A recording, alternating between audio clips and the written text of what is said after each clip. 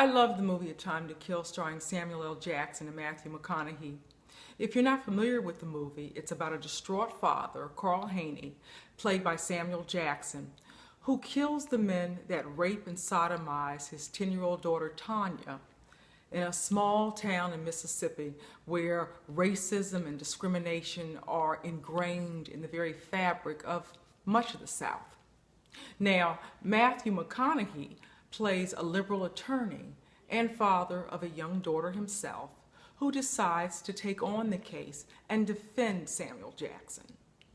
At the end of the movie, where it appears that Carl is certainly going to be convicted for premeditated murder of the two white perpetrators, in his final argument, McConaughey recounts the young girl's vicious and brutal sexual assault in the most vivid and graphic way possible.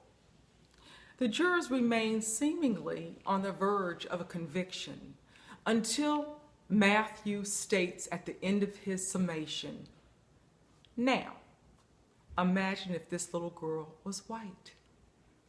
Carl Haney is subsequently found not guilty. Now, this movie came to my mind as I was watching the coverage of the Michael Brown shooting and how everything is being played out in the media since he was shot and killed back in August. And I thought to myself, imagine if Michael Brown was white. I can't imagine it. And I don't believe most honest people could imagine it either. Think about it. When was the last time you saw coverage of a black police officer being accused of shooting down an unarmed white teenager in the news? I'll pause a minute to let you think about it. I know, it's almost as unimaginable to me as the proposition put forth to the jurors in that movie. So just go there with me for just a moment. I want you to picture, if you would, an 18-year-old unarmed white boy being shot 6 times in the street by a black police officer as he appears to be surrendering, or at least witnesses say has his hands up in the air. I'm betting you can't imagine it, because that scenario is about as rare as a floppy disk. And you can trust and believe that if it did happen, it would have been thoroughly addressed within days of the incident and not months later, with still no apparent grand jury indictment. And now we're even hearing a new story by the police officer who shot Michael that is in direct opposition to what most witnesses say they saw take place. If I were a betting woman, I would bet that Darren Wilson walks. I bet that this is George Zimmerman Part 2. I bet that the grand jury will come to the conclusion that there's not enough evidence to indict Mr. Wilson for any wrongdoing. And do you know why I say that? Because this type of paradigm is not unusual. As a matter of fact, it's becoming all too commonplace in this country, where a black man like Eric Garner, who wasn't posing any deadly threat to the police or the public, but somehow still ends up dead because of an illegal chokehold, and still there is no outcry by the general public. Why is that? It's almost like mainstream society has become immune to what amounts to sanctioned murder, modern-day lynching. I bet mainstream society would not stand for young, unarmed white boys meeting the fate of our black and brown children without there being decidedly and serious repercussions, and at a minimum, major changes in police procedures, measurable changes in how law enforcement is trained and regulated, legal ramifications at a bare minimum. If I were a betting woman, I would bet that Darren Wilson's story will play out as these stories typically play out, with the victim somehow being responsible for the actions brought on by the police or the neighborhood watchman or the fearful white homeowner that kills a black woman knocking on his front door looking for help.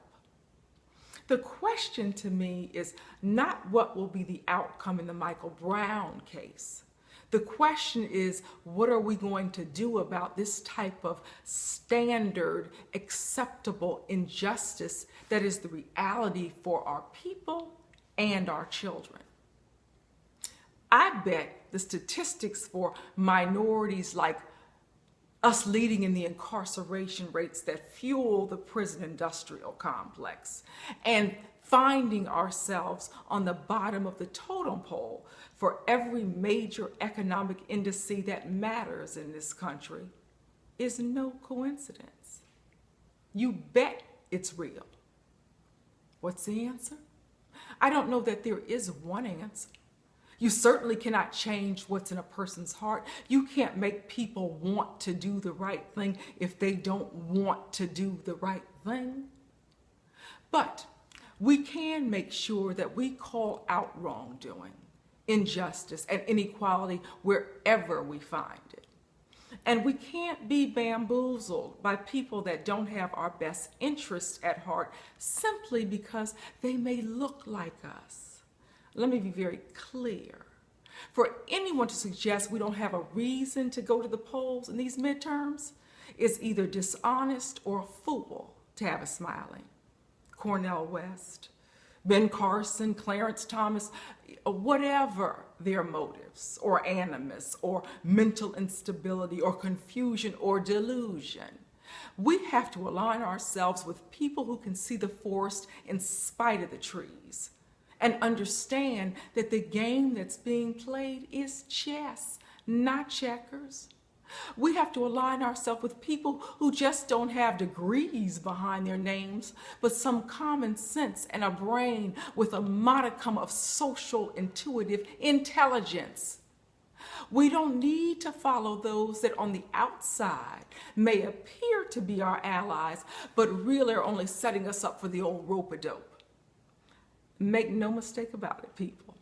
We are in a battle for power over our lives and our rights, a battle to prevent the powers that be from turning back the clock on the rights we have already achieved, a battle for keeping our democracy, freedom, liberty, and justice for all, a real and tangible concept that actually means something.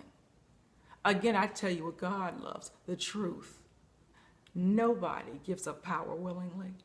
And when the powers that be feel that power slipping away, they will and are doing anything they can to keep it. Whether that's trying to prevent us from going to the polls or using fear tactics like the Ebola virus. But we just can't fall for the okie doke. So I'm going to make a final bet.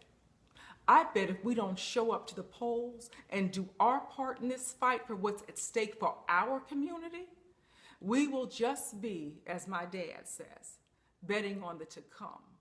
And that's never a good bet.